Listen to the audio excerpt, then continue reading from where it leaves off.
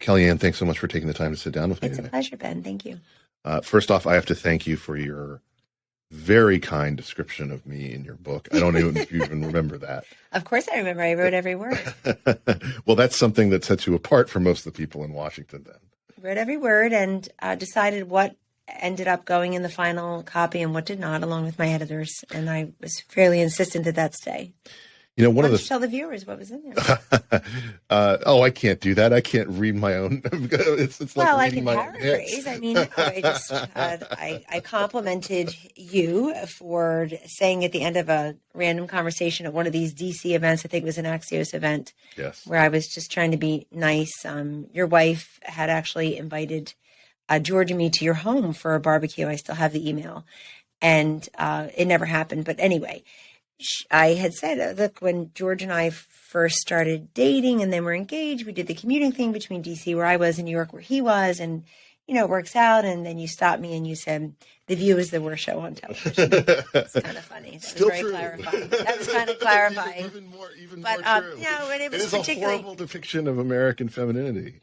Well, someone close to you lasted quite a few years there. Yes, she did. And I think it takes a lot out of you. I think it's telling that so many people who emerge from that experience seem almost permanently damaged by it. And the level of animosity, I think, from the industry toward any conservative woman, but particularly any pro-life conservative woman in media is, unfortunately, I think, just incredible. There really are, if you look at it outside of Fox Network and other conservative networks, on the broadcast networks, NBC, ABC, CBS, there are no pro-life women who are there.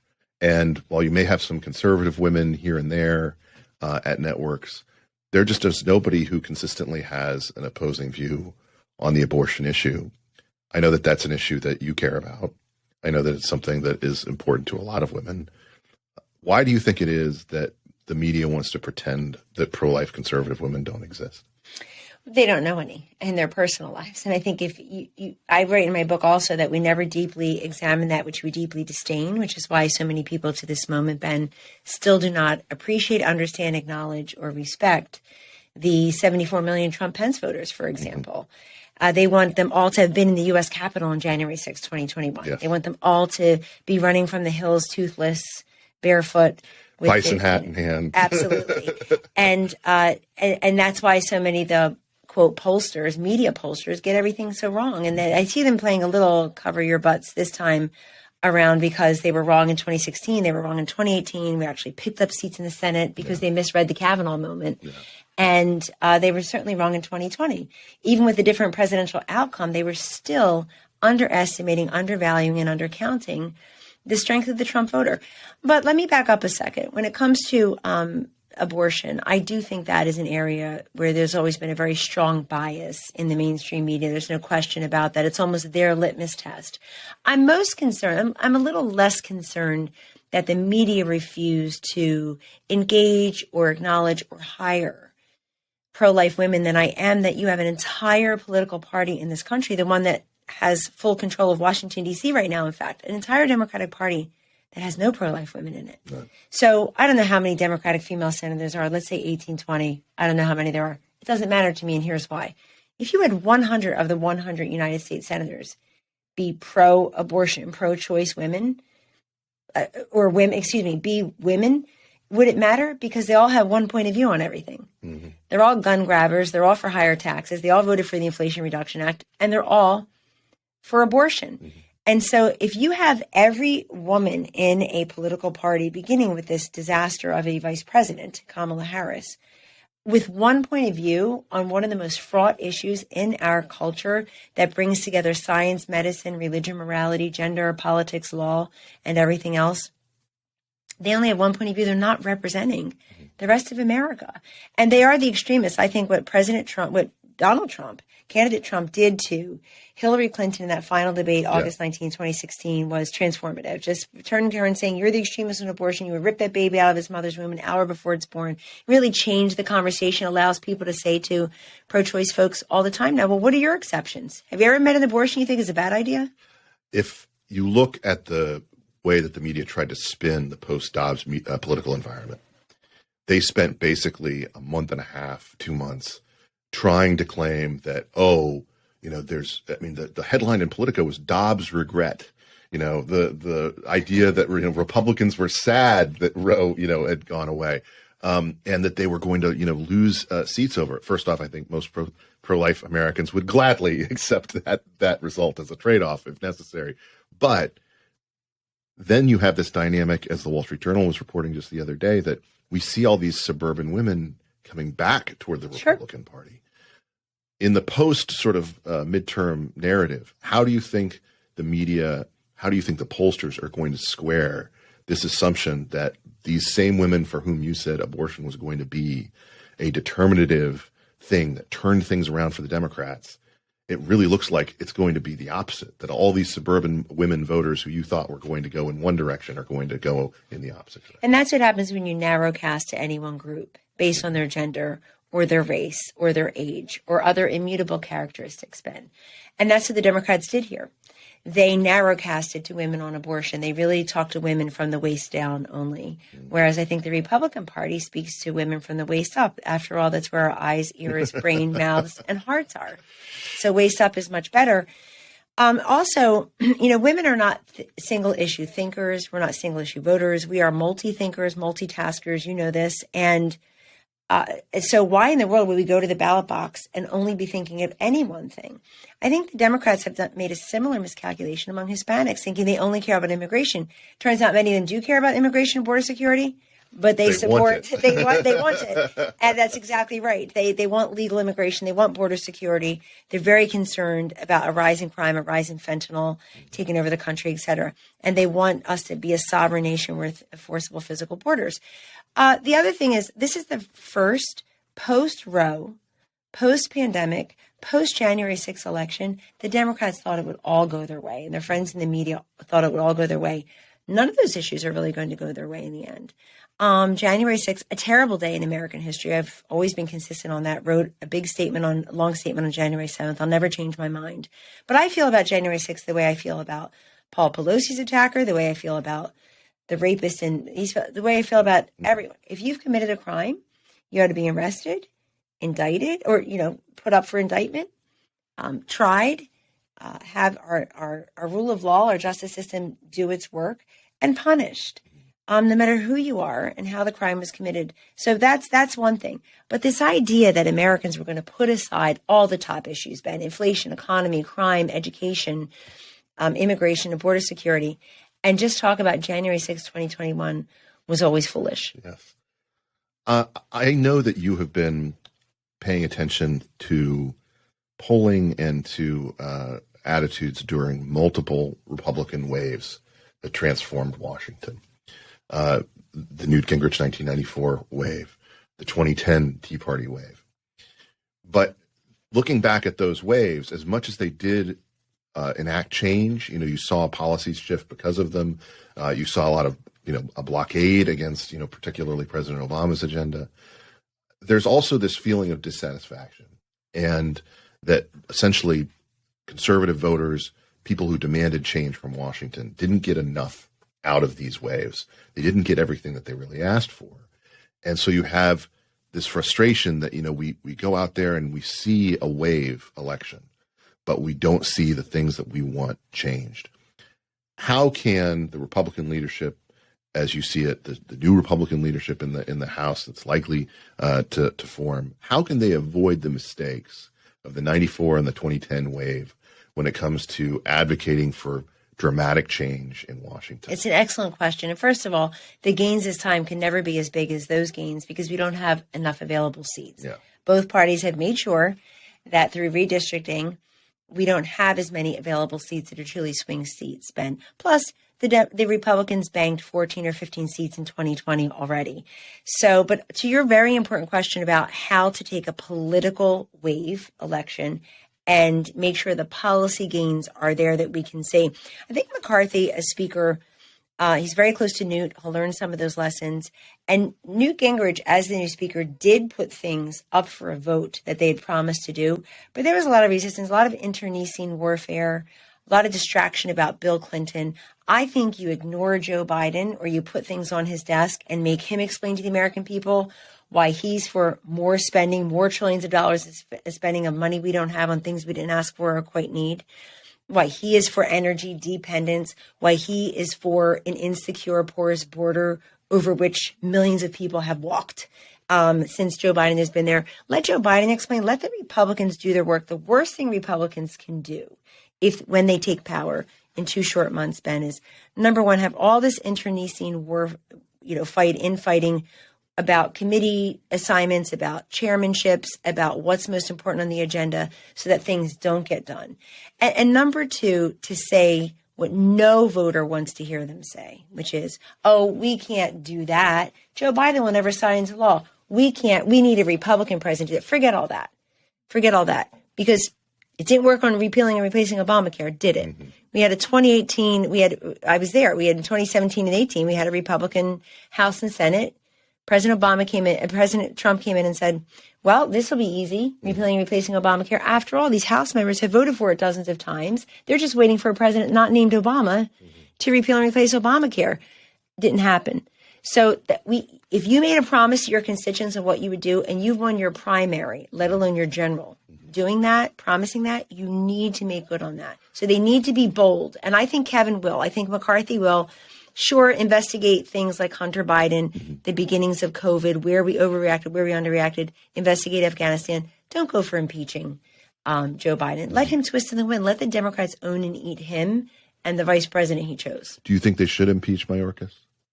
I think they should ask him questions under oath and not allow him to lie anymore. Here's a guy who's lied so many times. The border's secure. The border agents risking their lives and their safety every single day, Ben, were whipping migrants. No, they weren't. So he needs to apologize. He needs to be held to account. And I think the country will welcome that.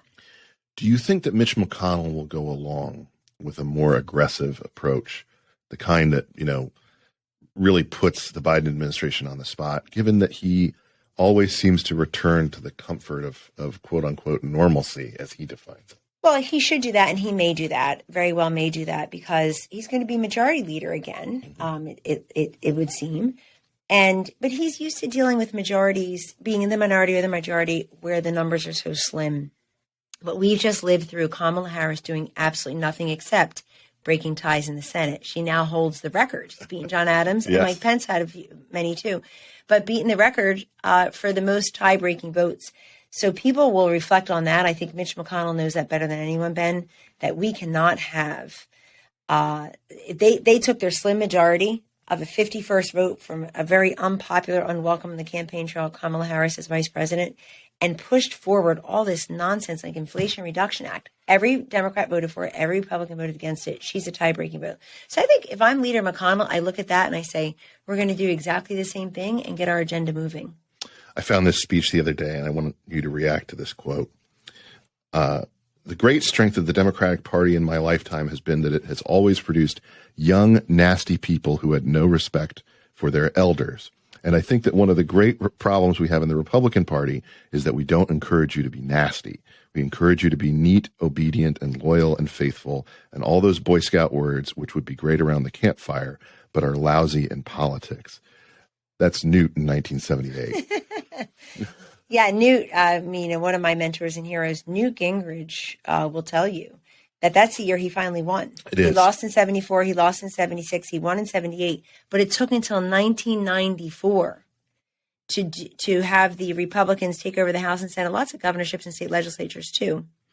It took many years, it took 20 years since he first started to complete that Reagan revolution. But I hear what he's saying, and I think you're going to see that in the Democratic Party more than anything. I think when Republicans take control, and if Donald Trump announces he's running for president again, it doesn't scramble the Republican field, it scrambles the Democratic field. Then the George Wills of the world, then the smart, frustrated few like a Mark Penn or a Jessica Tarlov or Maria Salazar today, saying what I think she was attacking her own party, the Democratic Party. Then they step up and they say, listen, we have to do something. You saw the Hillary Rosen comments. Hillary Rosen, another friend of mine, very smart Democratic strategist who's seen a lot in her. But are they going to listen to that when the whole attitude of this next generation seems to be this sort of whether it's AOC or AOC adjacent, this kind of millennial girl boss, we know best type progressive wokeness, as opposed to, a more class focused thing, the kind of stuff that Bachyan or Sargon writes about quite a lot, that basically says, of course defund the police makes no sense. Of course, you need to be appealing based on these class motivations and not on this race-based woke agenda. Not sure that they're capable of doing that, because in addition to AOC and the squad that doesn't do squat, you've got people to judge went pretty far in the presidential election in 2020, speaks 8 languages, but it turns out none that make any sense to Americans right now. As Secretary of Transportation, when he talks about everybody getting in electric cars and pretends the infrastructure bill made any sense, or pretends that your canceled or delayed air travel isn't really your canceled delayed air travel. I think he ruined himself in part by going into this sad and pathetic administration. So I'm not sure he can do it. He's a corporate guy anyway. He's a McKinsey guy, so the donors will always love him. I'm not sure he can do it. Hakeem Jeffries is circling around to take over some leadership positions, it seems, kick out Steny Hoyer and Nancy Pelosi.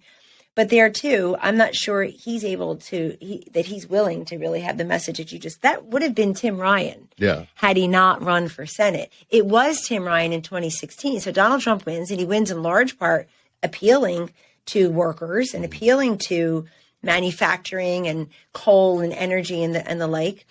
Has a real workers, forgotten man, forgotten woman agenda.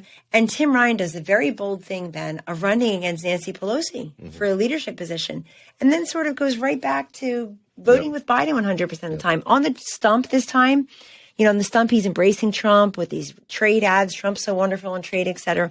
Votes with Biden 100% of the time. So if you can find that messenger, I suppose so. But this Democratic Party has bled workers as voters, and now is bleeding Hispanics and suburban women, et cetera. So they're really losing their philosophical moorings and the guts of their party. The Democratic Party I grew up in South Jersey. I grew up very modestly, where all the men in my family and our extended family, they were all in the private trades. They were carpenters and welders and pipe fitters and iron workers and hairdressers. And so they just, that part of the Democratic Party seems to be gone. I think even this past weekend proved again, it's just a lot of liberals, mainly white, rich liberals, but a lot of rich liberals. I'll put Barack Obama in there. A lot of rich liberals just scolding everybody, telling the rest of us how to feel and what to drive, what to wear, what to eat, and how to vote. Democracy's at stake. It doesn't matter that the cost of diapers is up 180%. And the baby formula. Dad of almost 2 daughters knows this. Yeah, exactly. The conversation about where Democrats go from here is interesting, and you teased it in the sense of we assume that I'm assuming that you are also of the opinion that once Donald Trump announces that in the wake of this election that you will have a lot of reaction that follows on to that perspective of, do we really want to run Joe against him again, just given how terribly these things are going? Do they really have someone to turn to that's realistic? The Democrats, they can't do what a president who's failing and flailing as badly as Biden is would normally do, especially if they have the first female vice president, first female of color vice president, just turn to her. Yeah. Imagine this, Ben. Imagine being Joe Biden and your disapproval rating has been over 50% for a year. You've left nobody happy on any major issue at all. And imagine, though, that they are able to come to you and say, Joe, you ran for president for 40 years. You finally got the brass ring. Mm-hmm. You've been in the Oval. You invested in climate in the future. You've done all these great things. He's done absolutely nothing great. Yeah. Done all these great things.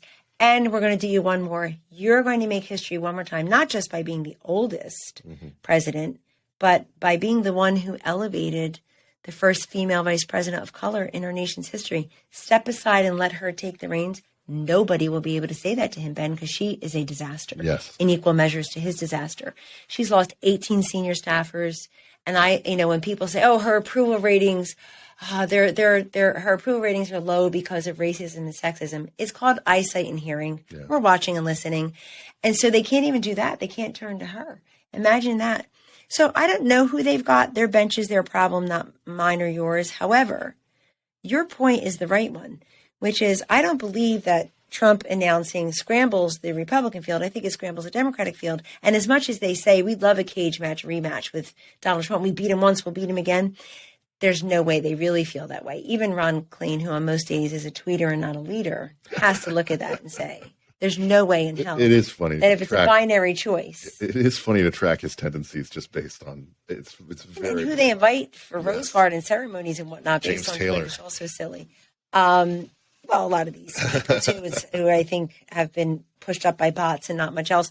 The point is that even he would need to say, hold on, can we beat Donald Trump if you strip everything else away? And everything else won't be stripped away. Trump will be talking about other things and so will the Democrats. But if you stripped everything away and it's a true binary choice between Trump's economy and Biden's economy, Trump's energy policy, Biden's energy policy, where is Putin when Trump's president? Where is he when Biden's president? Is the border secure? Is crime rising? Is fentanyl the number one killer of 18 to 44-year-olds? On which president's watch did that happen and not happen? That is why I think so many of these voter groups are realigning with the Republicans this time when Trump's not on the ballot, but Biden is. Mm-hmm. Clearly, there is some tension there with the one person who prognosticators think could give the former president trouble in terms of the nomination battle, and that's Ron DeSantis. Do you think that an early announcement runs any risk, just without any sort of devotion to the former president as someone who you worked for, helped elect, et cetera? Just from the analyst side of things, does he run the risk of creating a scenario where he has to sustain momentum for so long by announcing so early that it increases the likelihood of someone like DeSantis jumping in and running against him? So a couple things. President Trump announcing a run soon would dissuade many people who thought of running from running. Tom Cotton, for instance, just announcing took himself the other day, taking himself out. He's a young man, as is Ron DeSantis, and they can run in the future. So a few things. I think what happens if it's Joe Biden and Donald Trump, there are other candidates who will run, who will tease a run, but they're more, I wouldn't even call them independents. I think some of them are never Trumpers. I think some of them are worried that Donald Trump could beat Joe Biden, so they're going to try to get in there the way Ross Perot did. Mm-hmm. After Pat Buchanan bloodied up George Herbert Walker Bush in 1992 in those primaries, he couldn't beat him for the nomination, but he bloodied him up enough that here comes Ross Perot, gets 19% of the popular vote, Ben, 30% in Maine, his best state, 9% in Mississippi, his worst state, but doesn't win electoral votes, but ushers in the Bill Clinton presidency because he played spoiler. So I think there will be plenty of people who can see Biden and Trump getting well under 50% of the vote and being a spoiler. And you may have even more than one person do that. Maybe Liz Cheney will run. She can't win, but she can make it miserable for a while for different people.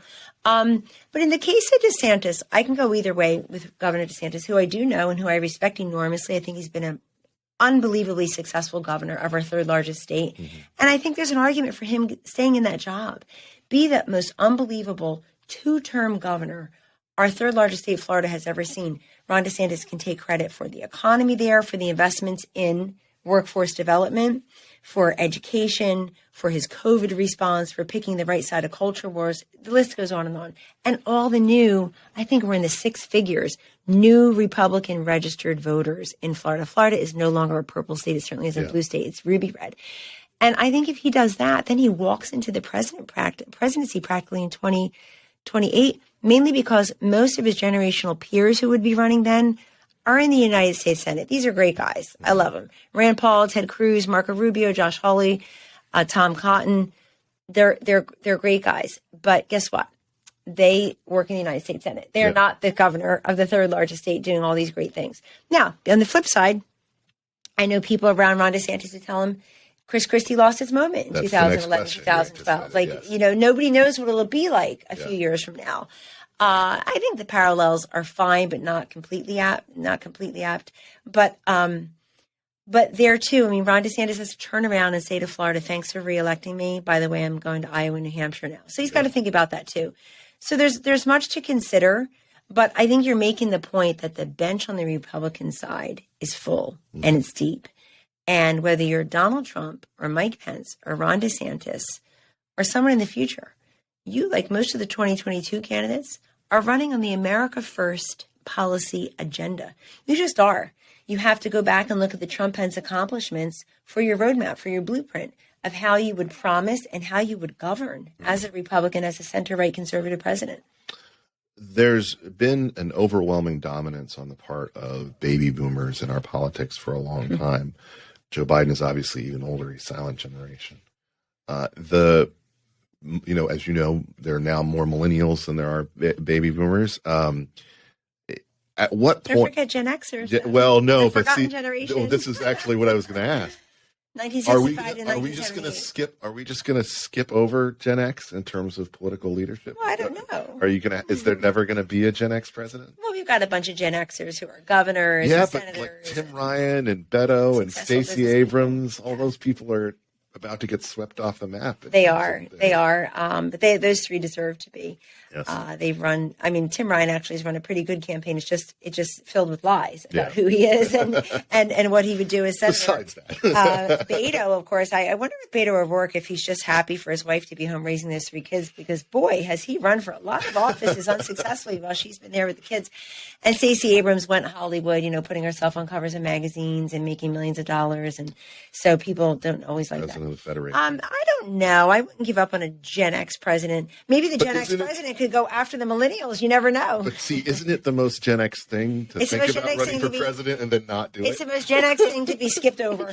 I can tell you that. 1965, we're so small, and I always call us the generation formerly known as X. Stop giving us like this unknown variable X. But I think we've done great things. So, yeah.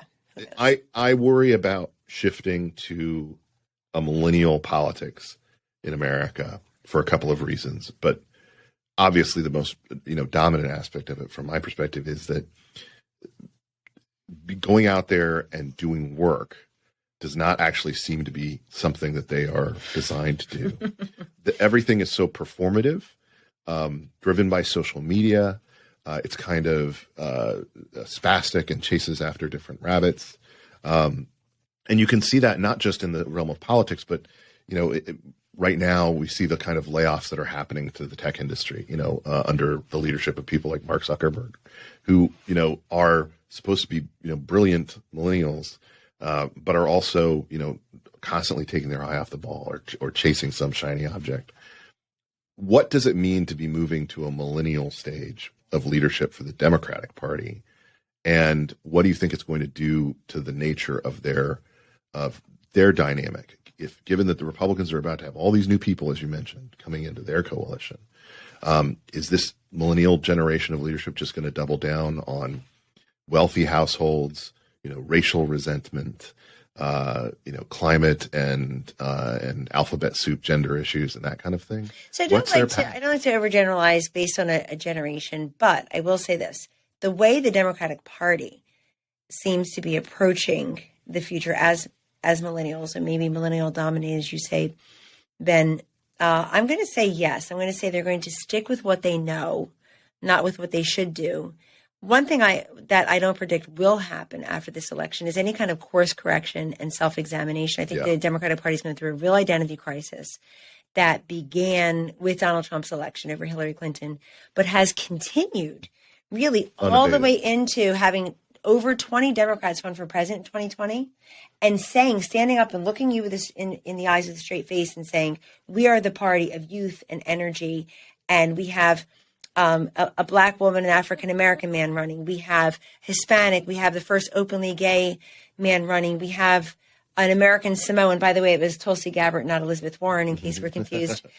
Speaking of Elizabeth Warren, we have a socialist woman, a socialist man. They had one of everything running. They like to brag. And they ended up with the old white guy who had been in Washington, D.C. for 5 decades. So they've just got this sustained identity crisis that will probably deepen and worsen with millennials taking over the Democratic Party.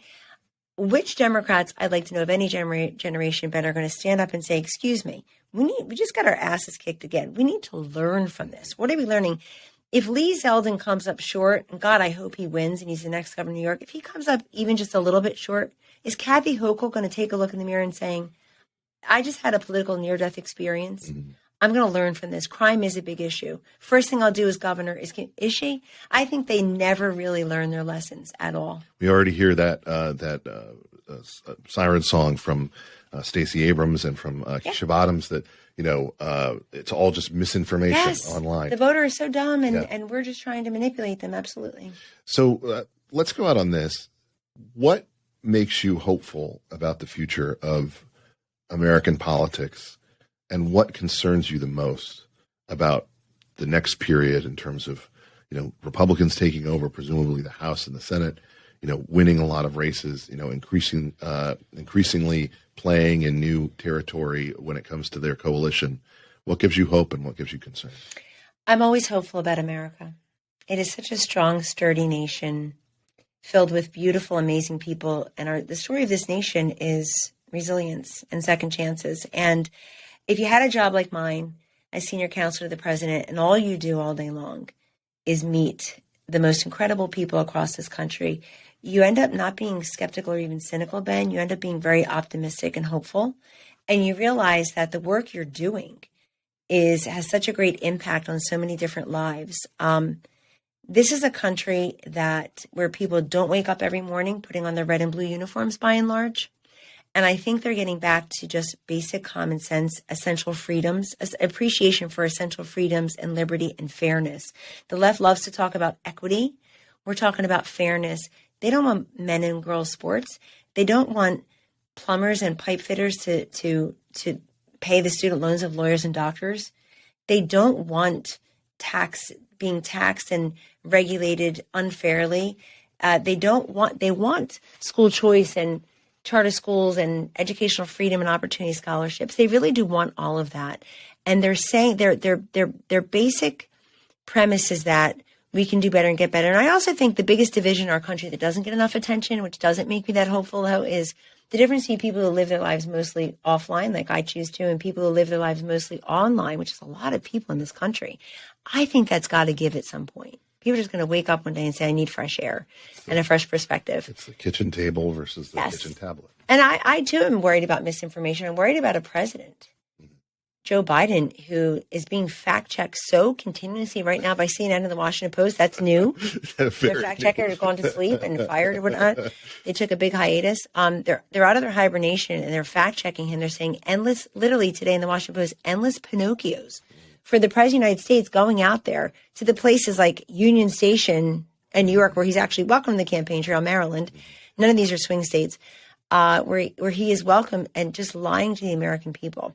But I'm hopeful also, and I will tell you, I need to actually say this to you or else I'd be a hypocrite. I hope that you interviewing me today doesn't get you in trouble at home. I would say that if Bill Clinton were sitting here too, because it's charming for you it's very charming for you to think that your wife is being put upon because she's a pro-life woman.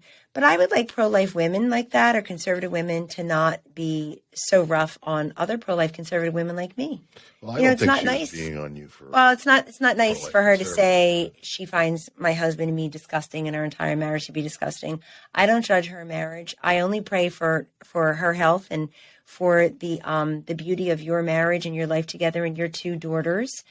And so I think shows like that make people take leave of their senses sometimes. But, as somebody who was not to the manner born, I have a lot in common with everyday people.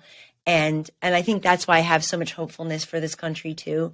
This country's success stories really are made from in the most unlikely places and spaces. And the forgotten man, forgotten woman, having grown up with people exactly like that. My mother's the original forgotten woman, forgotten by her husband, forgotten by feminism, forgotten by upward economic mobility. She's just a wonderful person, of course. I think there's so many more stories like that in this country that we have a hard time seeing and uncovering. But no, I'm a person filled with mercy and forgiveness, and I don't hold grudges. But I think a little bit of perspective helps too. I was always treated very nicely on The View. It's hard to see that if you watch The View. But I know what the conversations were when the cameras weren't rolling.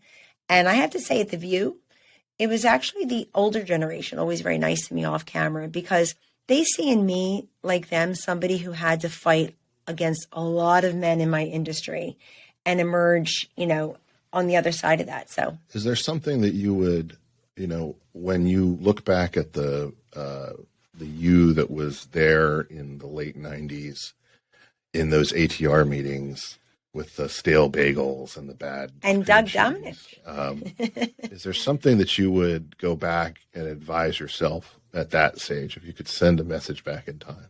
Wow, that's a great one. Yes, I would never not get on those prop planes to go figure out how it's playing in Peoria or what they're loving in Lubbock.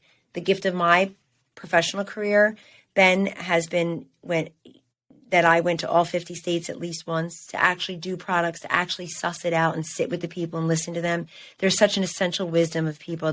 If we put them in charge of solving these problems, they would do it like that because they thought it through. They literally cannot afford to make bad mistakes with some of their consumer purchases and some of their life decisions. What I would tell my younger self is to not let other people define you or make you feel badly. Mm-hmm. I like to say that nobody can make you feel badly without your permission, so don't grant it. And I say that to a lot of young men, but particularly women. But I think what I would say to myself then is, in Washington, D.C. particularly, get out there and go talk to people everywhere they live. Flyover country, unfortunately, is a real thing to many people. They don't really, they don't necessarily understand the way a lot of people think and live. There's a lot of judgment out there and not a lot of grace. The last thing I would say to younger Kellyanne in those meetings, and I would say at those meetings with the stale bagels and ATR and Grover's an old friend and mentor of mine, we danced at each other's weddings. I would say this, Ben, if you're young particularly, learn to accept and understand the word no more than you say it. You will be rejected. You will be passed over. Your heart will be broken. You won't get that job or that position in college or graduate school, that seat that you thought you really deserved, that you can taste, that you had strived for and earned. But don't say the word no so much. Be available. Be accessible. Raise your hand and help out. When the boss says, whether it's in an internship or your first paying job, when they say, hey, can you stay late tonight? We have a crisis. Can you work this weekend? I said, well, I was going to work out. Tonight's my favorite show, or I've got it. My friend's having a bachelor party. Don't say any of that. Say, yes, I can. Chances are the crisis is averted. The need passes, and you get the credit as somebody who's available and accessible and cheerful. And I'll pass along the vice too to a younger me that I got from someone, which is, if you can't be good at it that day, at least be pleasant about it. People love to work with people who aren't gossipy and sniping about other people. They love to work with people who are pleasant and prompt. I'm not always prompt, but I am pleasant, and cheerful and optimistic. But it's a great message to our politicians too. Stop with the scolding us and lecturing us and the sour, dour gloom and doom. We want to be lifted up. We want people who are ready to solve problems, ready to build consensus when necessary, and ready to fight for those principles, of course, when essential. That's what I would really say. But I would also tell people today, show up at those meetings. You cannot live your life on Zoom. You can't just work from home for the rest of your life. And by the way, Kamala Harris, work from home does not apply to the Vice President of the United States. Okay, really, we could be done, but can you say one nice thing about Kamala Harris? We've been pretty harsh. One nice thing about Kamala Harris. I know I can say one nice thing if you need a minute.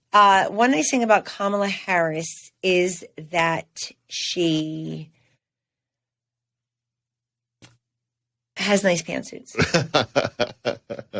When they're not brown and fading into the background like that one. My nice thing is I will defend Kamala's use of wired headphones as opposed to Bluetooth. She got some crap for that. I don't disagree with her there. Those things always fall out of my ears. They always fall out. They're too expensive. They always fall out. And they're meant to be lost, by the way. Yes, George pointed that out to me early on. He said these are designed to be lost. The kids, we have 4 kids. That's 8 earbuds that you could be losing at any time.